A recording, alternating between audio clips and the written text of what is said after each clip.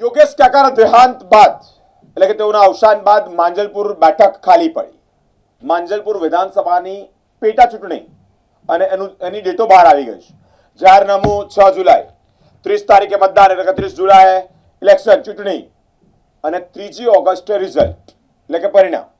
હવે તે સંદર્ભે ચૂંટણી અધિકારી ગીતાબેન દેસાઈની અધ્યક્ષતામાં આજે એક અગત્યની બેઠક મળી છે. ડીસીબી ઝોન 4 સાથે આ અગત્યની બેઠકનું આયોજન કરવામાં આવ્યું, જેમાં ચૂંટણી અંતર્ગત વિશેષ માહિતી પણ સામે આવી છે.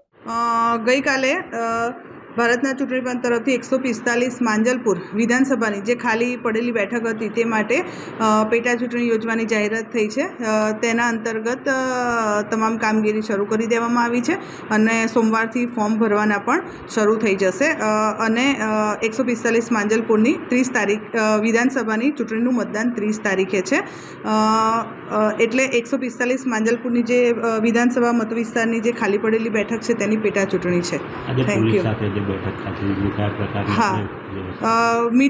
અમારી જે વહીવટી કામગીરી હોય છે, પોલીસ સાથે પણ મિટિંગ હોય છે, અમારે ક્રિટિકલ બૂથ, વનરેબલ બૂથ એ બધું પણ નક્કી કરવાનું હોય છે. એટલે એ બેઠકો બધી સમયાંતરે બધી યોજવામાં આવશે. Thank you.